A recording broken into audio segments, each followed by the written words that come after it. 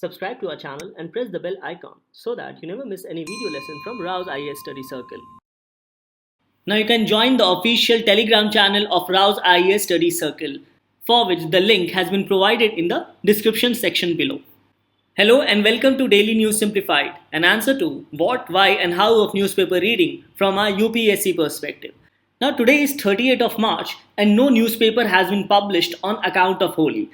So on this note, let's go through some of the important news which appeared in the New Delhi edition of the Hindu newspaper dated 28th and 29th March 2021. Now today's news shall be discussed by me and Baswa sir, and the index for this news has been given in the description section below. So on this note, let's start our today's discussion. Now let's take up this news from 28th March appearing on page number 7. It says, Orissa doctors perform first allogenic BMT. Now BMT here refers to bone marrow transplant. It says that the bone marrow transplant was done free of cost in SCB Medical College and Hospital in Orissa. So in this news analysis, you need to understand this term allogenic bone marrow transplant, as related questions can be asked in your prelims examination. And also you should know about certain basic facts with respect to stem cells. So this news highlights that the Orissa hospital conducted the first ever allogenic bone marrow transplant. Now in an allogenic bone marrow transplant, the stem cells are donated to the patient. So here first of all understand about the stem cells, and then we shall understand about this term allogenic bone marrow transplant. Now very simply, stem cells are such cells which do not have a fixed function and have the ability to replicate or divide. So when a stem cells divide, it can either remain as a stem cell or it can become a differentiated cell having a fixed function. Now when I say that stem cells do not have a fixed function, I meant that these stem cells are blank. Now there are certain cells which are known as differentiated cells, which are known to have fixed functions. For example, cells of RBC, cells of a muscle or a tissue, etc., or cells of a lung. So these cells are differentiated cells and they perform a very specific function. However, the stem cells are blank cells and do not have any assigned fixed function. So because of this feature of stem cell can be used to treat cancer, treating various dysfunctional organs, replacing damaged organs or tissue of a body, or even it is used to treat genetic diseases or disorders or defects. So in this allogenic bone marrow transplant, the donor gives his or her stem cells to the patient. Now the stem cells of the donor is infused in the bloodstream of the patient. Now this process is done after the patient has been given radiation or chemotherapy. And this allogenic bone marrow transplant is generally used to cure cancer. Now regarding donating of stem cells, it can be donated by any relative of the patient or any person who is unrelated to the patient. So stem cells are donated after a dose of radiation or chemotherapy, and these stem cells are infused in the bloodstream of the patient. Now giving radiation serves three purposes. First, it destroys the remaining cancerous cells in the patient. Second, it weakens the patient's immune system.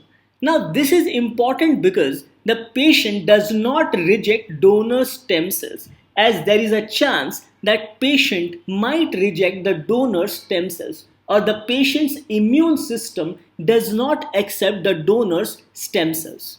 So this is one critical step which the patient has to overcome. And once this step has been overcome, it allows the donor stem cells to move through the blood streams to the bone marrow. Now once the donor stem cells move from bloodstream to the bone marrow, then the donor cells begins to grow and produce new blood cells, namely RBC, WBC and platelets. Now here we had seen that when a stem cell divides, it can either remain as a stem cell or it can act as a differentiated cell, or it can become a differentiated cell having a fixed function. In this case, stem cells converting into RBC, WBC as well as platelets. So this process where the stem cells are injected through the bloodstream and it reaches the bone marrow, thereby producing new blood cells, namely RBC, WBC or platelets. And this process is called engraftment. And this process of engraftment helps the patient to have a new immune system. Now, this actually helps the patient in number of ways. One way is that the white blood cells of the donor cells attacks the remaining cancerous cells in the patient's body. Now, this process is called graft versus tumor effect. However, there are certain complications which might occur in the process. First, patient might reject the donor stem cells before the process of engraftment. That is, before the stem cells enter the bone marrow to produce new RBC, WBC and platelets. Second, it is possible that the donor stem cells may be destroyed by patient's immune system, as the patient's immune system may reject the donor stem cells.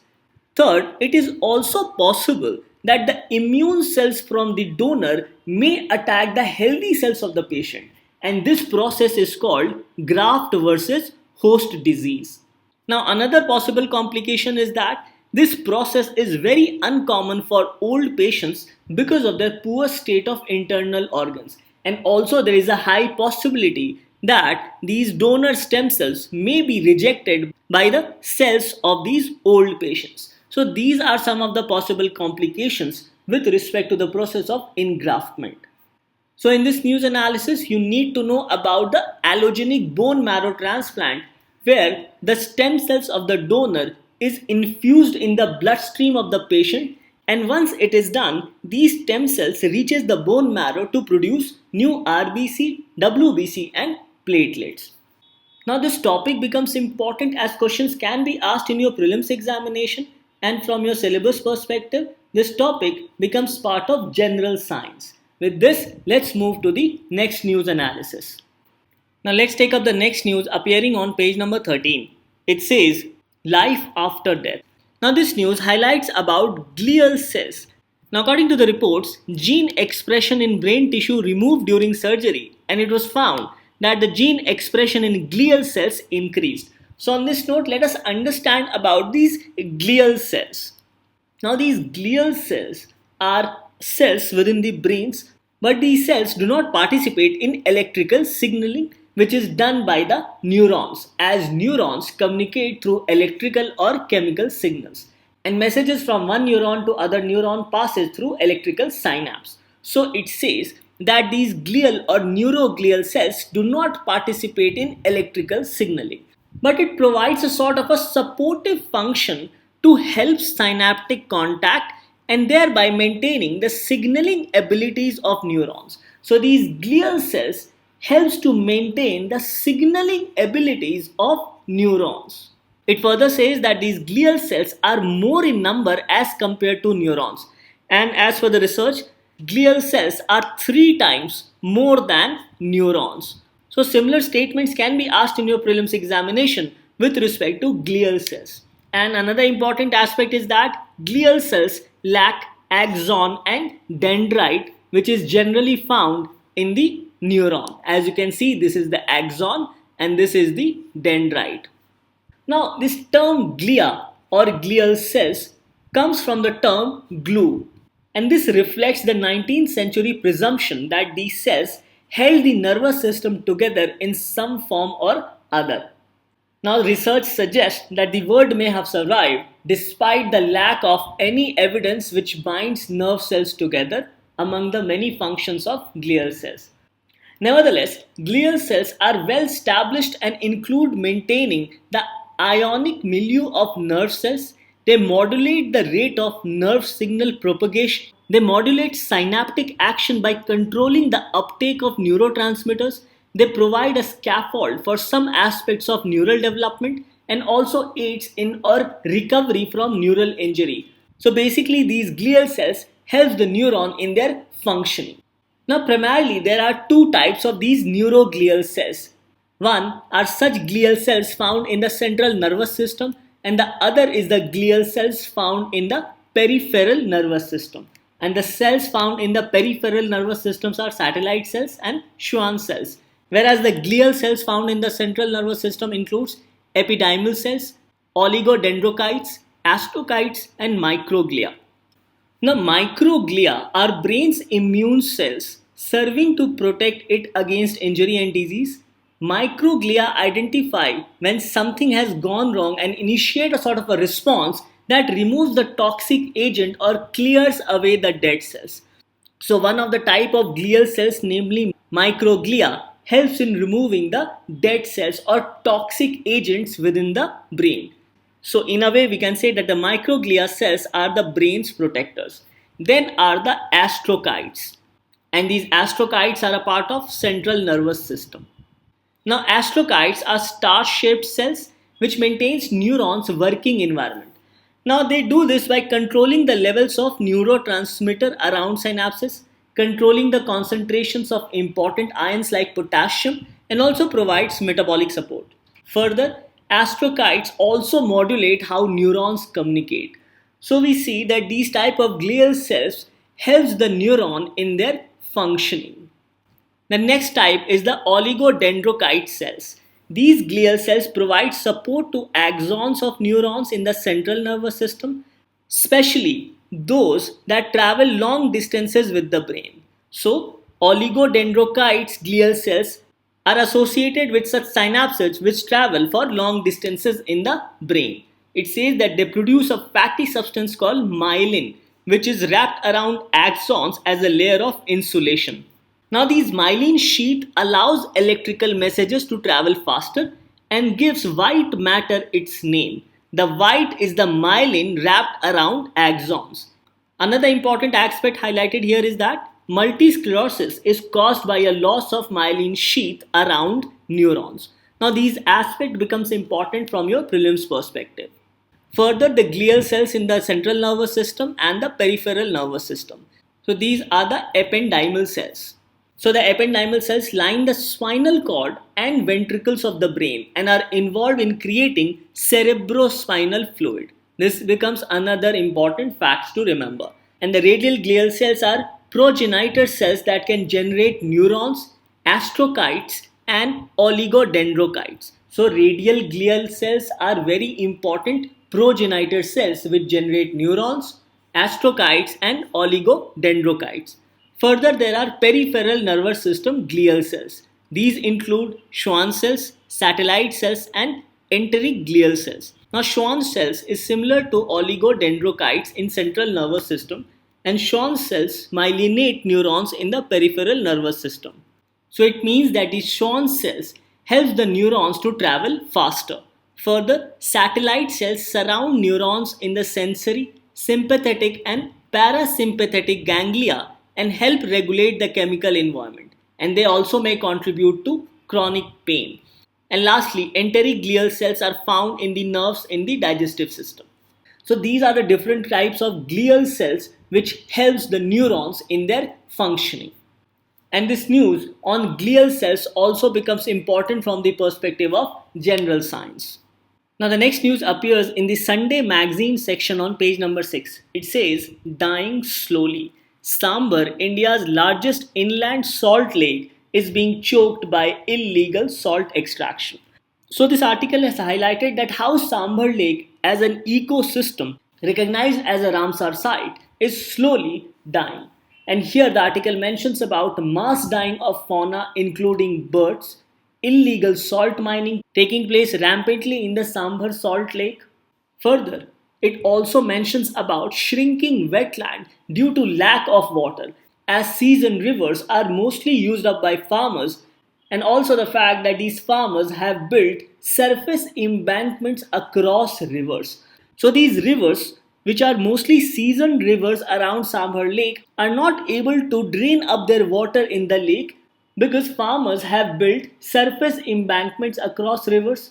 They have also laid tube wells and pipelines across the fields as this chokes the rivers and dries the wetland ecosystem in the region. And this lack of water has further led to lessening of these migratory birds flowing into the Sambar Lake area as it is generally visited by flamingos, pelicans and other migratory birds. Now, another problem highlighted with respect to the Sambhar Lake is that the article says that the government has come up with tented heritage resorts which are further destroying the ecosystem, and even a meter gauge railway line is further destroying the wetland ecosystem of Rajasthan. Now, there are six rivers which flow close to the Sambhar Lake. These are Samaut, Khari, Mantha, Khandela, Medta, and Rupangarh. However, water of these rivers are already being used by the farmers through tube wells and pipelines, and some of these waters are preserved by building surface embankments by farmers. So all these steps along with illegal salt mining taking place in the area has resulted in a slow death of the Sambhar Lake ecosystem, which has been recognized as a Ramsar site. Now, this topic becomes important primarily from the prelims perspective and gets covered under general issues on environmental ecology and biodiversity. And in the mains, gets covered under GS paper 3, especially under environment. Now, coming to the article that appeared on the Hindu newspaper on March 28th on page number 13, that is the page related to science and technology. The article is titled as Currents on Enceladus. This article shall be important mainly with respect to prelims under the subsection of science and technology. See, Enceladus, it is considered to be the sixth largest moon of Saturn. It is approximately 1/10 the size of Saturn's largest moon, that is Titan. So the Saturn's largest moon is Titan, whereas Enceladus, it is considered to be the sixth largest moon of Saturn. Now, Enceladus, it is usually covered by fresh snow as well as ice, because of which, according to NASA, it is considered to be the most reflective body on the solar system. Now, so far, the scientists were unaware as to why Enceladus is covered with fresh snow and ice and why it is the most reflective body on the solar system. Now, recently, an article was published in a scientific journal known as the Nature Geoscience. This particular article has given certain insights as to why Enceladus is covered by fresh snow and ice. According to this particular article, beneath the surface of Enceladus lies a huge underground ocean. Now, from this underground ocean, regularly the jets of ice and water vapor keep on pouring onto the surface. So I hope you must have heard about the hot geysers which we normally come across on the surface of the earth. Now, through the hot geyser, the hot water from beneath the earth's surface keeps on pouring out onto the earth's surface. So similar to what we see in form of hot geyser, in case of Enceladus, there is an underground ocean which keeps on spewing out ice and water vapor onto its surface, because of which the surface of Enceladus has come to be covered by fresh snow as well as ice. Now, this recent article which was published, it is considered to be significant for a number of reasons. This is so because just like how we come across hot geysers on the surface of Earth, we have come across the geysers, in fact the cold geysers on the surface of the Enceladus. So this in a way has shown certain signs of hydrothermal activity, which in turn has raised hopes of possible life on the surface of Enceladus. Now, this discovery of the underground ocean on the subterranean of Enceladus was made possible because of the Cassini-Huygens mission. Now, the Cassini-Huygens mission was launched in the year 1997 by NASA, European Space Agency and Italian Space Agency. The idea or the objective behind this particular mission was to study the Saturn, its unique rings, as well as its moons, including the Saturn's largest moon, that is the Titan. Now, this particular mission was active in space for almost 20 years. Now, this mission had basically two components. One is the Cassini spacecraft and Huygens probe. Now, the role of the Cassini spacecraft was to study the unique atmosphere of Saturn, whereas the role of the Huygens probe was to land on Titan. So finally, when the Huygens probe landed on Titan in order to study the various aspects of Titan, this particular mission was considered to be successful. Now, one of the most important findings of this particular mission was lakes on Titan. So just like how we come across lakes on the surface of Earth, we have come across lakes on the surface of Titan. But here the difference is, while the lakes on the surface of Earth are covered with water, the lakes on the surface of Titan, they are filled with liquid ethane as well as methane.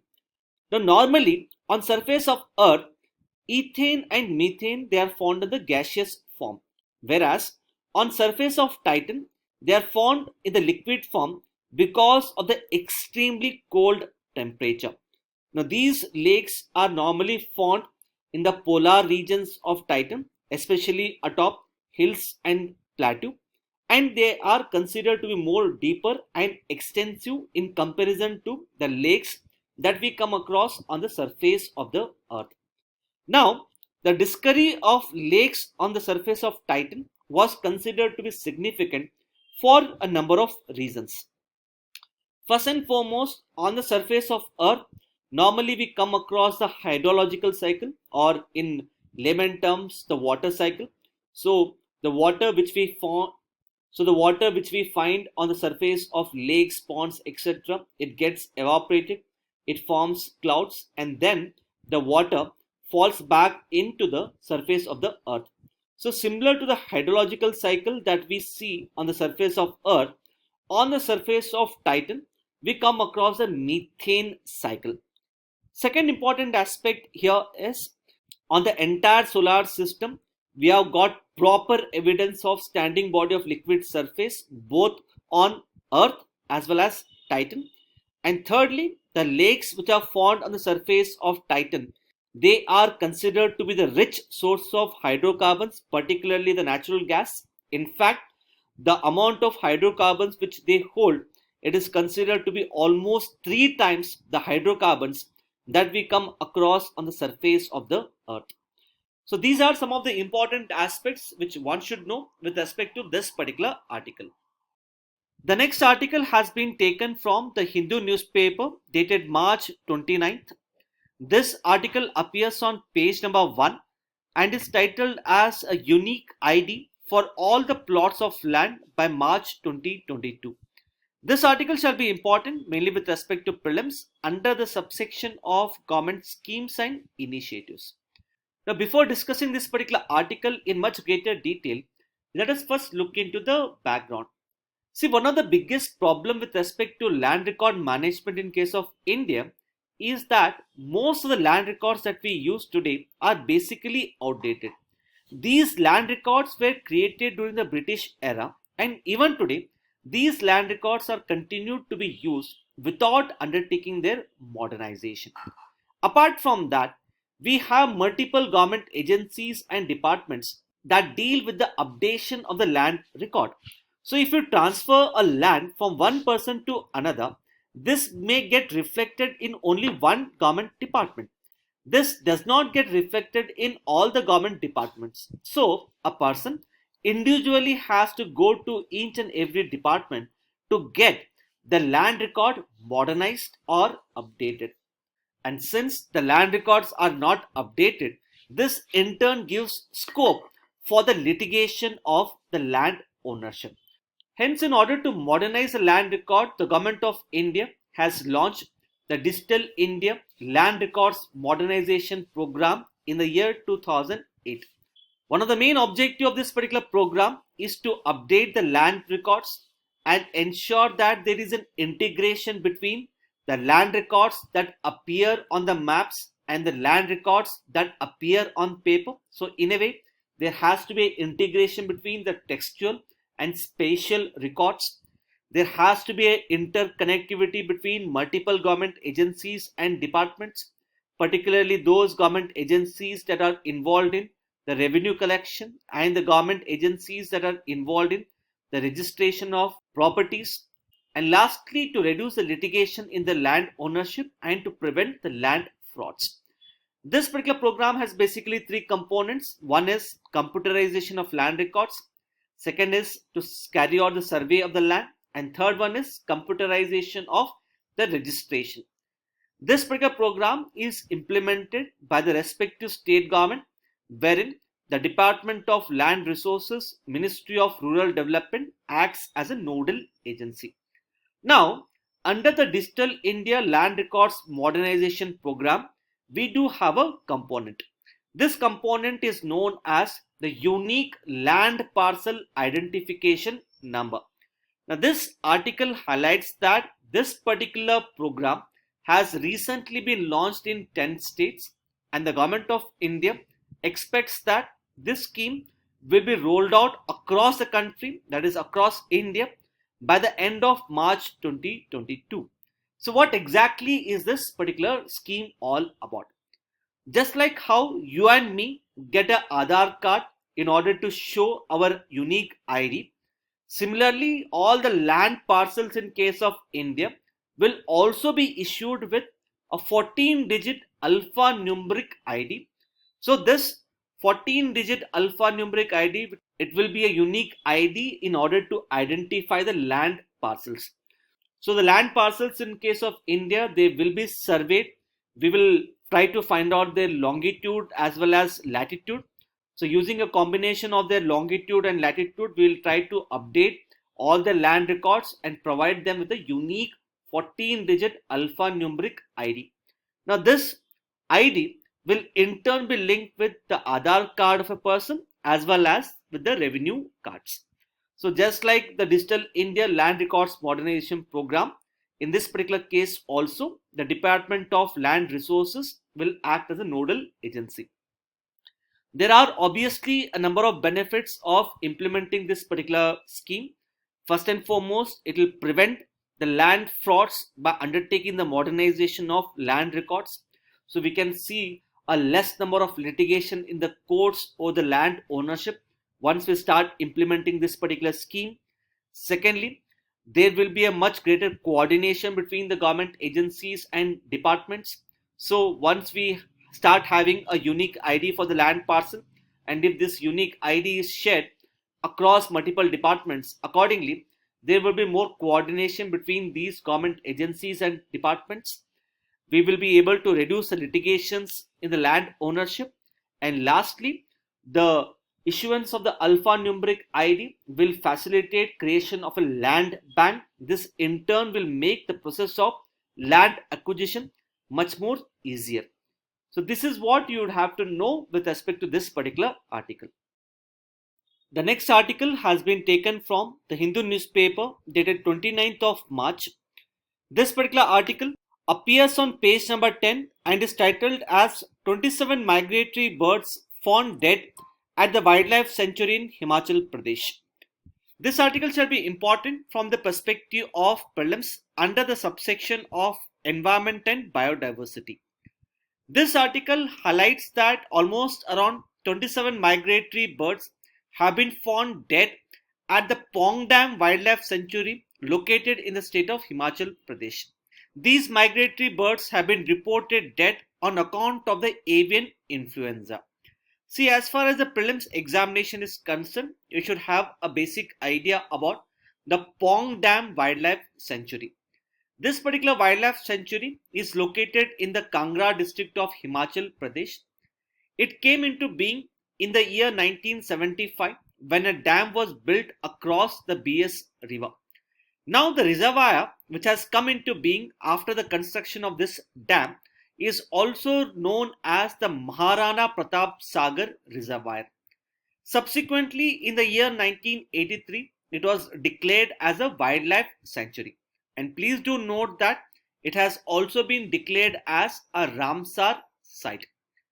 Further, a prelims question for your assignment here could be: consider the following pairs of national parks and the wildlife sanctuaries and the states in which they are located. These pairs are Askot Wildlife Sanctuary, Uttarakhand; Pin Valley National Park, Himachal Pradesh; Pake Wildlife Sanctuary, Assam. So you are required to find out as to which of the pairs given above here are correct. You can give your answer in the comment section given below. With this, we have come to the end of today's discussion. Let us have a look at the question for the day.